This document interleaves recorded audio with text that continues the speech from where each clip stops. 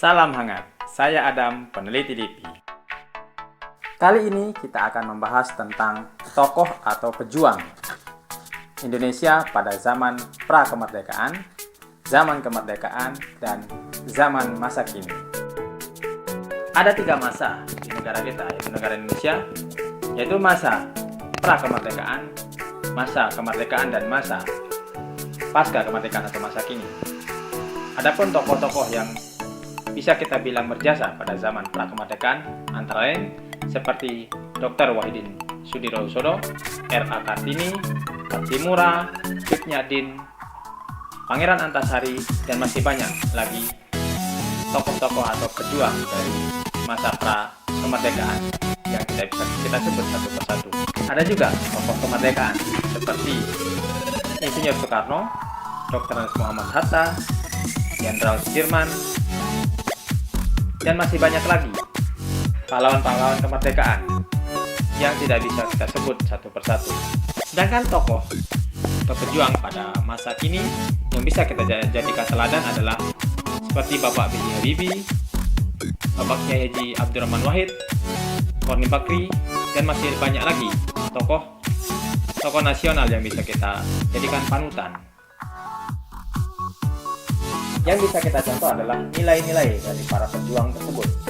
Di antaranya, mereka rela berkorban, mereka cinta terhadap tanah air, mudah bersosialisasi, kemudian menghargai perbedaan, tanggung jawab, disiplin, dan bagaimana mereka memperkokoh diri untuk persatuan dan kesatuan negara kita, yaitu Negara Kesatuan Republik Indonesia. Apa hubungan nilai-nilai tersebut terhadap nilai-nilai dasar ASN? Yang kita tahu bahwasanya nilai-nilai dasar ASN itu adalah aneka, akuntabilitas, nasionalisme, etika publik, komitmen mutu, dan anti korupsi.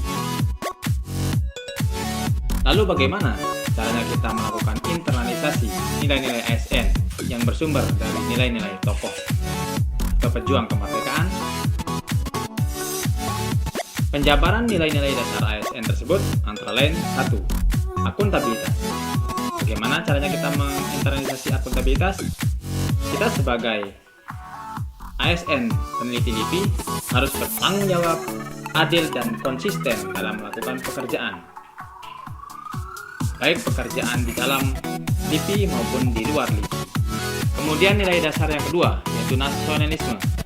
Kita harus menginternalisasinya melalui kegiatan bagaimana menciptakan hasil riset yang tepat dan cepat untuk dapat dimanfaatkan oleh masyarakat, bangsa, dan negara untuk kemajuan negara Republik Indonesia.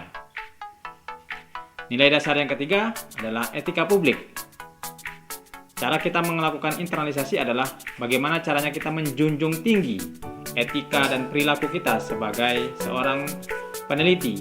Etika profesi harus kita jadikan sebagai standar dalam melakukan penelitian dan pembahasan pada kebijakan publik. Yang keempat adalah komitmen mutu. Bagaimana caranya kita menginternalisasi nilai-nilai ASN dalam komitmen mutu?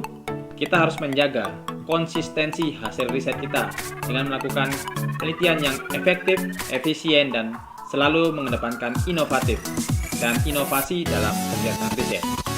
Kemudian nilai dasar ASN yang kelima adalah anti korupsi. Bagaimana caranya kita sebagai peneliti LIPI menginternalisasi nilai-nilai dasar ASN tersebut?